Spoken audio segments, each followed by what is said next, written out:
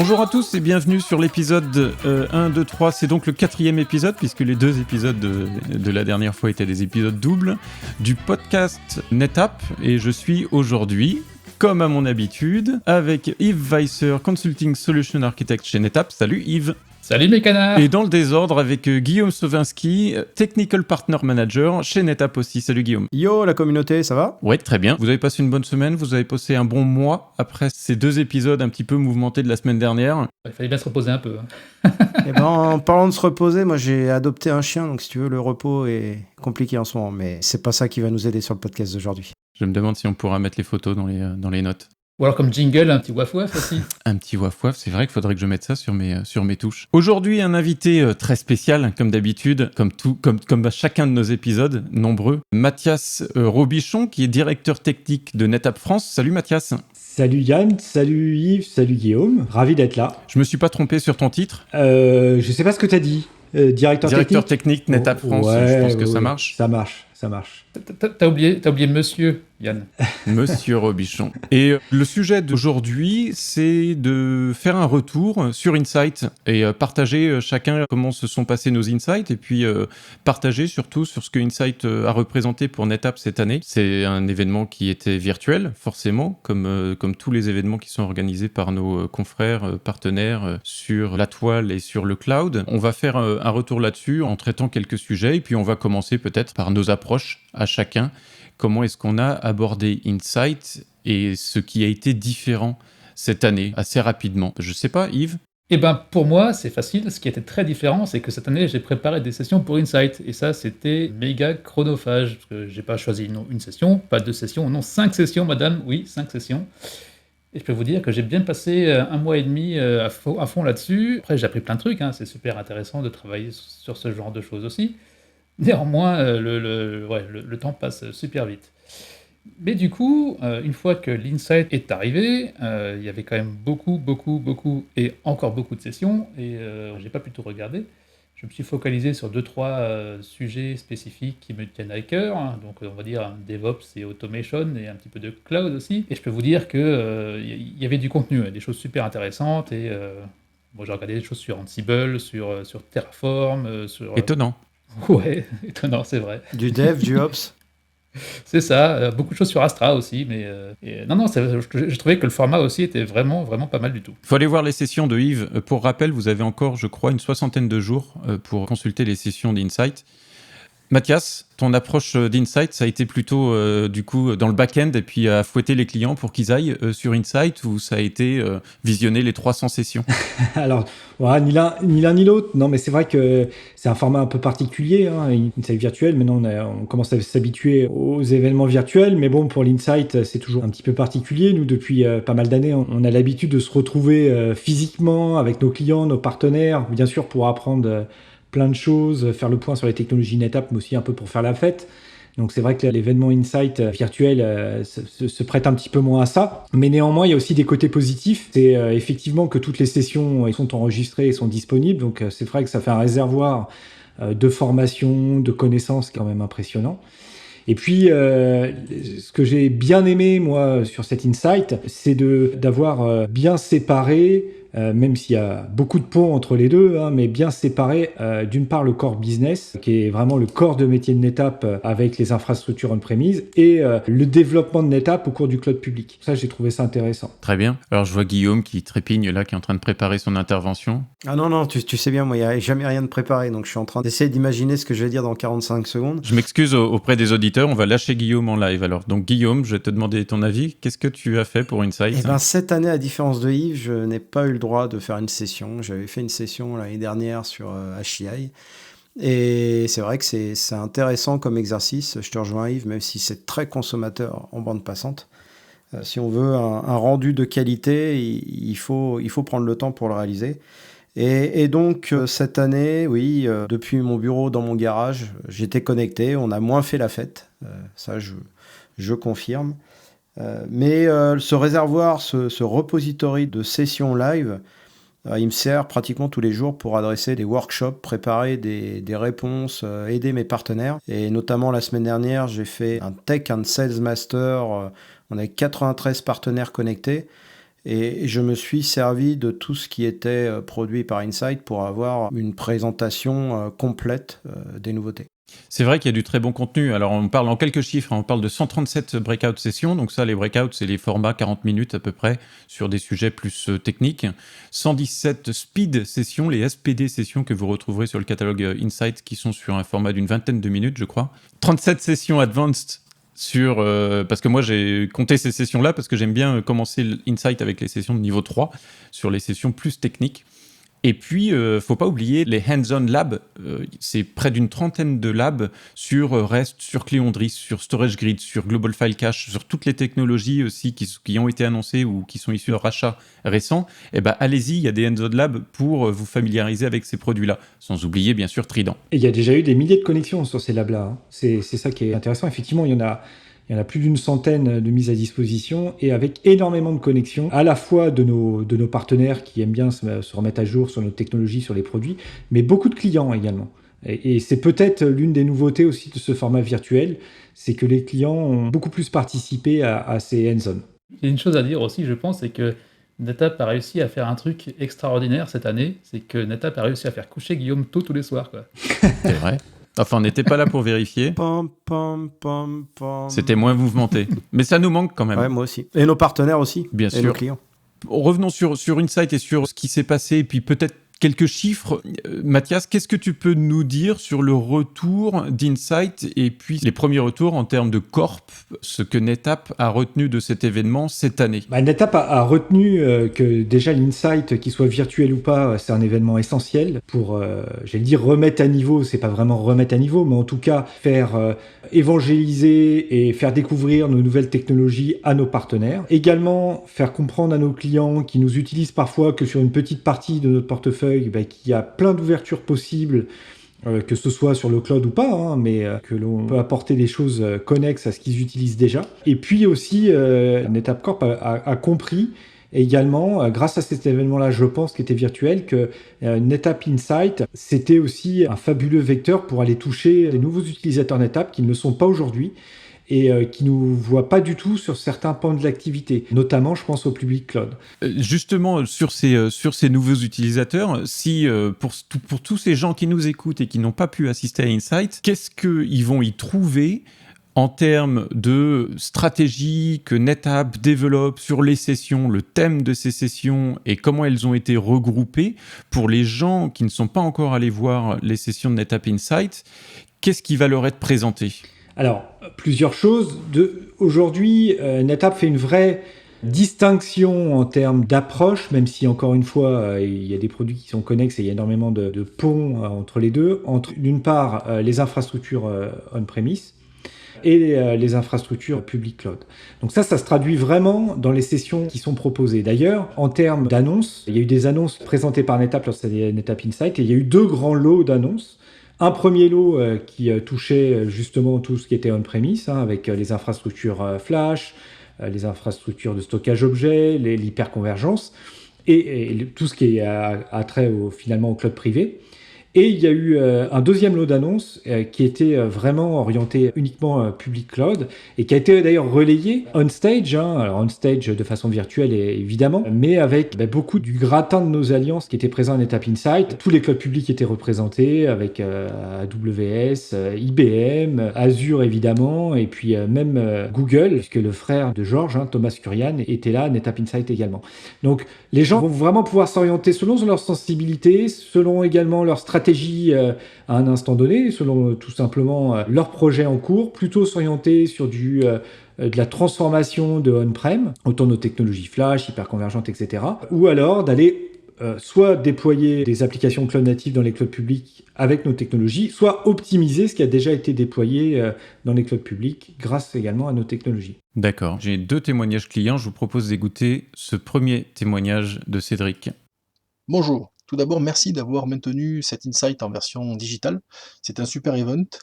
De bonnes sessions comme celle sur le projet Astra, mais une navigation parfois un peu hasardeuse sur le site, des difficultés pour trouver les sessions que j'avais choisies, et peut-être un peu plus de fun pour la prochaine, mais comme la prochaine sera sûrement dans une ville européenne, nous pourrons arranger ça tous ensemble.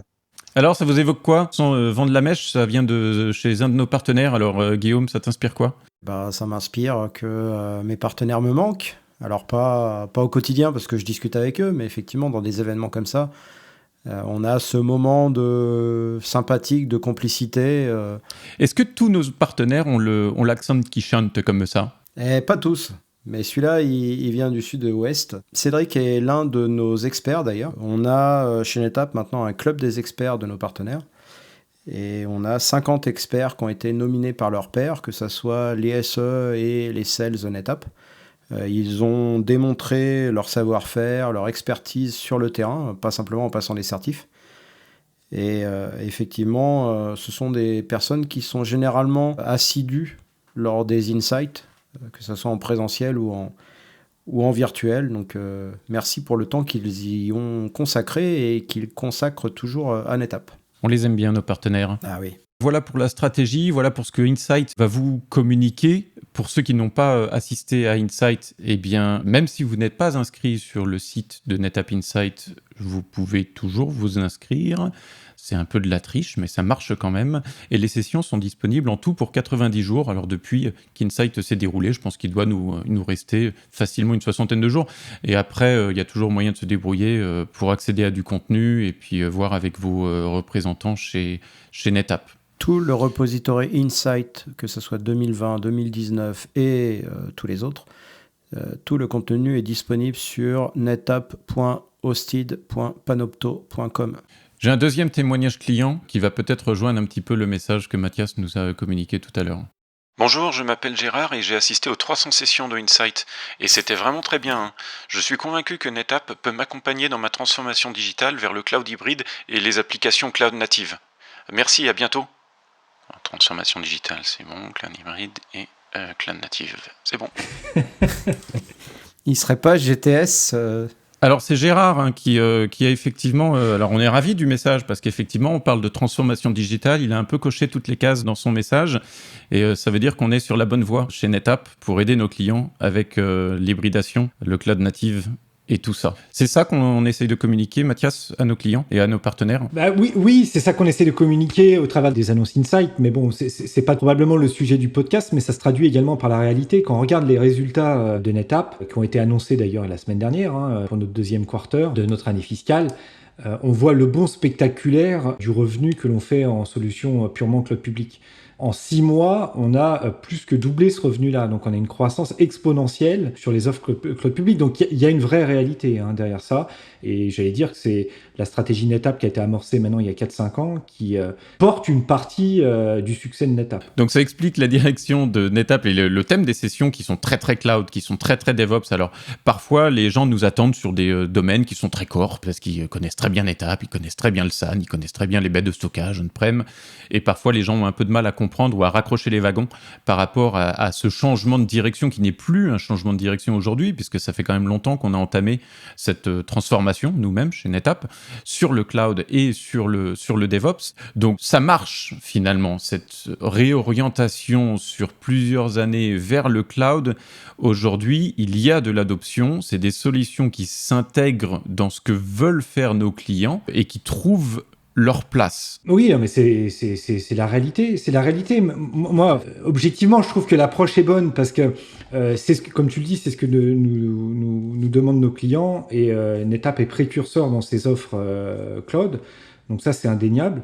Mais néanmoins, malgré tout, toutes nos offres que j'appellerais d'un peu plus traditionnelles en réalité, qui sont hyper innovantes mais plutôt on-prem, ont plein de nouveautés également. Elles supportent ça. Voilà, à tout ce deux lots d'annonces que l'on a eu, et j'échange parfois avec nos clients qui, eux, n'ont pas de stratégie cloud public, ou des partenaires qui sont très orientés sur le déploiement de solutions plutôt on-prem. Mais il y a vraiment des très très belles annonces qui ont été faites à NetApp Insight, notamment sur la partie Flash. On a des nouvelles machines qui arrivent, on a du NVMe sur toute la gamme, du NVMe de bout en bout, avec la FF à 250 qui est sortie. On a la technologie QLC qui est désormais disponible dans la gamme. Bref, on a beaucoup de choses qui arrivent sur le on-prem. Et puis on a toutes les nouveautés liées à ONTAP 9.8 qui sont hyper intéressantes là aussi, à la fois pour le NAS et à la fois pour le SAN. Alors, si on parlait un petit peu d'innovation, j'entends souvent que NetApp se retranche un petit peu dans ce qu'il sait faire, le NAS, parfois un petit peu aussi, et beaucoup, le SAN, mais qu'il n'y a plus vraiment d'innovation, que les changements se font attendre.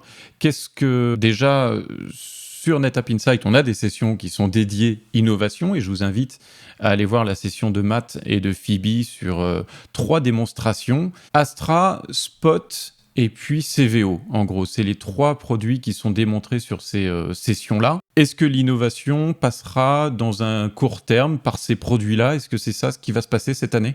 L'innovation, il y en a sur plusieurs axes. Il y en a, j'allais dire, un petit peu pour tous les goûts. Il y a toujours de l'innovation, encore une fois, sur le on-prem. On peut citer quelques nouveautés, notamment le support de S3 sur nos solutions ONTAP NAS. On a l'arrivée également de SNAP Mirror Business Continuity, plutôt pour les environnements critiques. On a des designs qui ont été proposés également avec nos alliances, type SAP par exemple, avec plein de points hyper innovants. Et puis après, c'est vrai qu'on a des innovations plutôt cloud, privées ou publiques, autour des applications cloud natives. Et là, c'est vrai que Astra notamment, c'est une super innovation. Donc Astra, vous en aviez déjà parlé lors d'un podcast précédent, c'est cette intégration applicative, utiliser nos fonctionnalités de migration, de data management directement sur des applications qui sont hébergées dans des environnements Kubernetes, Docker, etc. Donc de l'innovation, il y en a. Et c'est vrai qu'il y a également une innovation très forte qui a été proposée à NetApp Insight dans le prolongement du rachat de la société Spot que l'on avait fait, où l'objectif de Spot, c'est d'optimiser les coûts du compute dans les clouds publics, parce que c'est une denrée qui reste chère si on l'utilise des machines performantes 7 jours sur 7, 24/24. Spot va nous permettre d'optimiser ça et de réduire les coûts du compute de façon complètement automatique. Et dans cette lignée-là, NetApp a lancé une offre qui s'appelle Spot Storage, où l'idée c'est de faire exactement la même chose, c'est-à-dire d'optimiser les coûts du stockage de façon automatique dans le cloud public, c'est-à-dire d'utiliser le stockage avec le bon SLA au meilleur prix en fonction des besoins applicatifs. Donc ça se fait de façon complètement transparente avec cette offre qui a été annoncée à Insight. Et NetApp poursuit finalement ce qui a déjà été fait dans le compute avec le serverless autour du storageless, c'est-à-dire d'avoir un stockage complètement automatisé. Alors storageless, il y a toujours du stockage derrière pour stocker la donnée évidemment, mais la gestion, l'administration se fait complètement de façon transparente pour l'utilisateur et l'application. Et via des appels API, et puis un portail peut-être chez nos amis hyperscalers. Oui, exactement. Peut-être en 2 mots pour illustrer, l'idée c'est de se dire j'ai une application qui tourne peut-être tout le temps dans le cloud, mais 3 jours par mois elle a besoin d'énormément de performance parce que je fais un closing comptable ou quoi que ce soit. Donc là je vais la mettre automatiquement de façon proactive avec un moteur d'intelligence artificielle sur du stockage hyper performant, donc qui va me coûter un peu plus cher pendant son utilisation. Mais ensuite, je vais remettre mes données sur un SLA moins agressif le reste du temps et donc contenir mes coûts liés à cette application. Et ça, c'est possible grâce aux innovations et aux co-innovations qu'on a fait avec nos 3 amis qui étaient là et qui représenteraient leurs compagnies respectives Azure dans le désordre, Amazon et puis Google, puisqu'on a vraiment travaillé main dans la main avec eux pour proposer ces volumes, et notamment Cloud Volume Service, pour la création d'une offre performante cloud native chez les hyperscalers, de la même manière chez ces 3-là. Qui s'appelle ANF sur Azure. Et qui s'appelle ANF sur Azure, Azure NetApp File. Merci Guillaume. Et ne pas oublier malgré tout IBM, qui certes n'a pas la même approche en termes de marketplace que les 3 que tu as cités, mais malgré tout avec qui on travaille beaucoup pour construire justement des cloud enterprise à destination de nos clients. C'est vrai. Est-ce qu'on a fait le tour d'Insight? Est-ce qu'on va donner envie à nos clients d'y retourner? Ça dépend, t'as une autre intervention de Gérard à nous proposer ou... C'est tout ce que j'avais. Gérard est assez discret sur les médias en général. Il y a un truc qu'on a oublié, il y a un super concert de Salt and Peppa, quoi. C'est le truc incontournable et il faut le regarder, quoi. Ah oui. Incontournable de quelle décennie? Incontournable des années 80, c'est ça? Voire fin 70 même peut-être. Mais... Salt and Peppa qui était l'invité musical, on va dire, de Insight, pour un concert privé NetApp, effectivement. C'est disponible, ça, en replay? C'est une bonne question, je ne sais pas. Ce serait dommage que ça ne le soit pas. Mais tous les jeunes ont dû se dire, c'est qui ça? Peut-être un petit dernier mot également. J'espère qu'on a donné envie, en tout cas, à tout le monde de s'inscrire pour Insight l'année prochaine, qu'il soit physique ou virtuel. J'espère qu'on a donné envie aussi à aller revoir des sessions techniques, parce qu'il y a vraiment des sessions de grande qualité. Mais il faut savoir qu'on a une petite initiative locale également en France, qui est l'Insight Replay, que l'on va proposer au mois de janvier, où on va essayer justement, au travers de 3 sessions assez courtes, on va essayer de contenir ça en 45 minutes, 1 heure, de revenir sur l'essentiel de l'Insight et de ses annonces. Et dans ces 3 workshops, on va couvrir donc à la fois le on-prem, dans un premier, on va également parler de cloud public, et puis on va faire une 3e session très orientée démo et interface d'administration, parce qu'il y a eu énormément de travail de fait de NetApp à tous les niveaux, quand je dis à tous les niveaux, sur tous les produits. Donc on va concrétiser ça sur le mois de janvier pour la France, et en français. Bravo. Et oui, c'est important aussi. Guillaume, un dernier mot? Oublie pas la pause 4 heures et la pause de 10 heures. Dans la chambre d'hôtel pour la micro-sieste? Ou... Ah non. Non, l'avantage d'Insight, c'est généralement assez loin en termes de facilities, comme on dit, assez loin de l'endroit où se situent les sessions. Donc non, tu es assez assidu et c'est vrai que c'est assez timé au niveau intersession. Et donc, c'est vrai que les insights physiques avaient cette particularité d'être assez intenses. Et c'est vrai que le digital permet vraiment de gérer son emploi du temps et de commencer une session, la mettre en pause, la finir plus tard, trouver un intérêt pour une session, pas la faire maintenant, la faire demain, après-demain, le samedi, le dimanche. Et vous regardez Insight et vous mettez en fond sonore Salt and Pepper. Et c'est génial. J'ai quand même trouvé que l'Insight virtuel était super rythmé, que contrairement à l'Insight physique, entre chaque session qui était vivante, il y avait aussi des coupures de non-étapes, de gens qui n'ont rien à voir avec la Smoule, qui parlaient de cocktails ou d'autres choses. Je trouvais que ça rendait les choses vraiment très très vivantes. Un événement réussi donc Ouais. pour l'auditeur et la personne qui vient assister à Insight, puis qui va pas forcément envie de passer ces 2 jours ou 3 jours à faire session.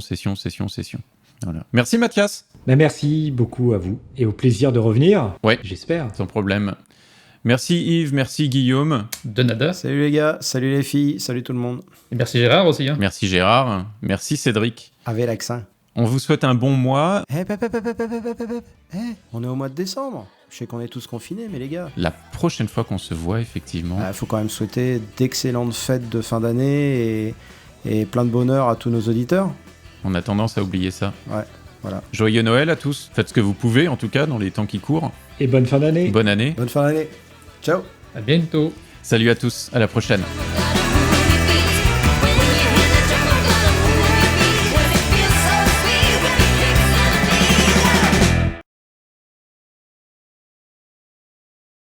Trouver un intérêt pour une session, pas la faire maintenant, la faire demain, après-demain, le samedi, le dimanche, plutôt que de regarder Patrick Sabatier ou Sébastien, je sais plus lequel qui passe à la télé, il n'y a peut-être plus aucun d'ailleurs. Alors ni l'un ni l'autre, je crois qu'ils sont tous soit virés, soit... Drucker. Non, Drucker, si, Drucker, il est toujours là. Vous regardez Insight et vous mettez en fond sonore Salt and Pepper et c'est génial. Alors ça explique l'accent qui est mis sur Celui de Insight, Cédric qui peut en énerver. Comment ? Tu parles de l'accent, celui de Cédric ? L'accent de Cédric, c'est nul. Ça explique l'accent qui est pris